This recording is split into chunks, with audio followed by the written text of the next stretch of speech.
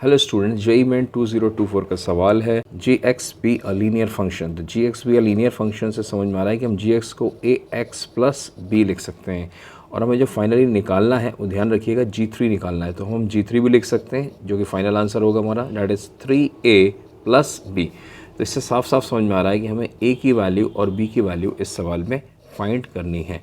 तो चलिए स्टार्ट करते हैं। सबसे पहला हमारा जो पार्ट है, सबसे पहला जो कंडीशन दिया गया है वो कह रहा है कि ये फंक्शन f(x) जो है वो कॉन्टीन्यूअस है। तो अगर कोई फंक्शन कॉन्टीन्यूअस है तो सबसे पहले हमें क्या करना पड़ेगा, उसमें उसका LHL का और RHL का पार्ट बराबर होगा। अब LHL के लिए कौन सा फंक्शन यूज़ होगा, लेस देन ज़ीरो ये LHL के लिए यूज़ हो जाएगा और ग्रेटर देन ज़ीरो ये RHL के लिए यूज़ हो जाएगा। LHL RHL निकालने के लिए क्या करते हैं, सीधे सीधे इन दोनों फंक्शंस में आप x की वैल्यू ज़ीरो पुट कर दीजिए। तो पहला वाला आ जाएगा g0 is equal to, RHL पे भी यही करना है आपको, डैट इज़ 1/2 आ गया और 1/0, ठीक है। तो 1/0 आ गया एंड डैट इज़ 1/2 की power infinity and that you have zero. What is g0? तो g0 निकालने के लिए आपको इसका यूज़ करना पड़ेगा। इसमें x की वैल्यू ज़ीरो पुट करिए तो ये आ गया b and that is equal to zero. तो b की वैल्यू हमारे सामने फाइनली ज़ीरो आ गई है। तो इसका मतलब यहाँ पर हमें g3 निकालने के लिए b की वैल्यू जो है वो कैंसिल हो जाएगी। हमारा जो फाइनल आंसर होगा वो सिर्फ 3 × a होगा।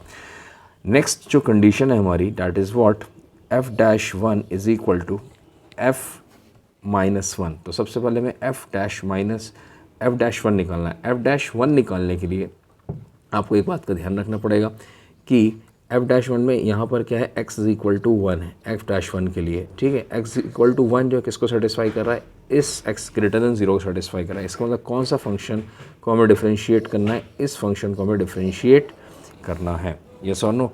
तो चलिए स्टार्ट करते हैं। तो सबसे पहले हमने लिखा f(x) that is equal to 1 plus x upon 2 plus x की होल पावर 1 अपॉन एक्स, ठीक है। इसके बाद हम इसमें एक्सपोनेंशियल अपना लॉग और एक्सपोनेंट का फॉर्मूला लगाएंगे, 1 अपॉन एक्स ई की power 1 upon x log of 1 plus x upon 2 plus x. Screen पे आपको फॉर्मूला यहाँ नज़र आ रहा होगा, आप इसको देख सकते हैं।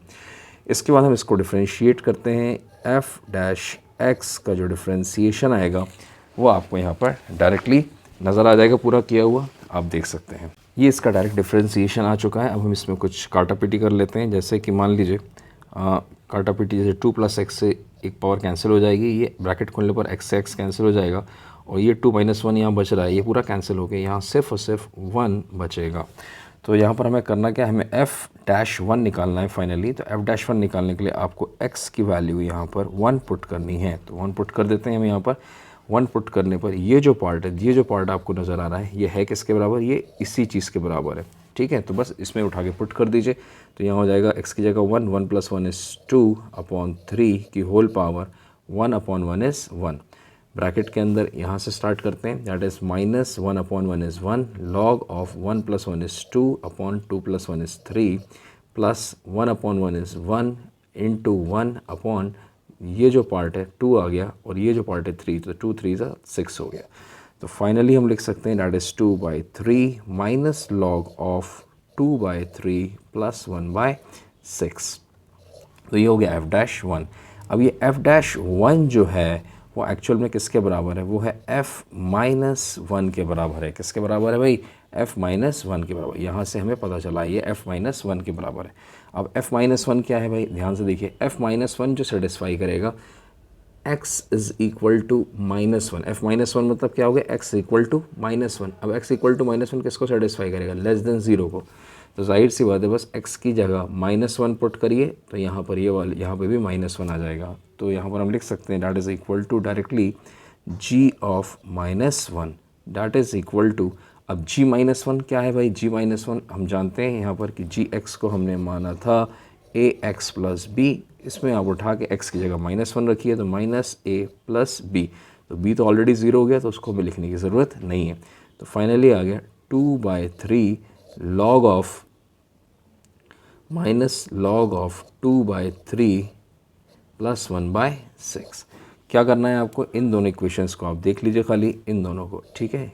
इन दोनों पार्ट्स को देखिए, 3 क्रॉस मल्टीप्लाई करिए तो 3a हो गया, डैट इज़ इक्वल टू, इस माइनस को इधर शिफ्ट करिए तो ये हो जाएगा 2 × माइनस प्लस log 2/3 प्लस 2 से मल्टीप्लाई करिए तो ये हो जाएगा 1/3। 3 आ जाएगा। ठीक है, ये 3a किसके बराबर है, आपको स्टार्टिंग में ही लिखा हुआ था, मैं लिख के दिखाया था, डैट इज़ 3a जो है यही हमारा फाइनल आंसर है, डैट इज़ G3। तो G3 आ गया हमारे सामने and that is equal to, अब आपको क्या करना है, कुछ नहीं करना, इस 2 को उठा के ऊपर ले जाइए पावर में, लॉग का जो प्रॉपर्टी होती है, और यहाँ पर इंटू 1 करिए, क्योंकि अगर आप ध्यान से देखेंगे तो हमारे सामने A, B, C और D ऑप्शन में से कोई भी ऑप्शन हमारा मैच नहीं कर रहा है। और अगर आप ध्यान से देखोगे तो लॉग के आगे e की पावर 1/3 दिया हुआ है, तो इसको देखते ही साथ ही हमें ये समझ जाना चाहिए। तो यहाँ पर हो जाएगा लॉग ऑफ 2/3 का स्क्वायर हो जाएगा ये, प्लस 1/3, सॉरी यहाँ पर ये जब साइन चेंज होगा तो यहाँ पर माइनस का साइन आ जाएगा, क्या आ जाएगा, माइनस का साइन, तो minus 1/3 log e to the base e आ जाएगा। बस बात ख़त्म हो गई। तो यहाँ पर करना क्या है आपको, अगले स्टेप में हमको ये जो -1/3 है ये इसकी पावर में यहाँ शिफ्ट हो जाएगा। तो फाइनली हम लिख सकते हैं लॉग ऑफ 4/9, स्क्वायर करने के बाद माइनस ऊपर चला जाएगा तो सिर्फ प्लस बचेगा, लॉग ऑफ e की पावर -1/3।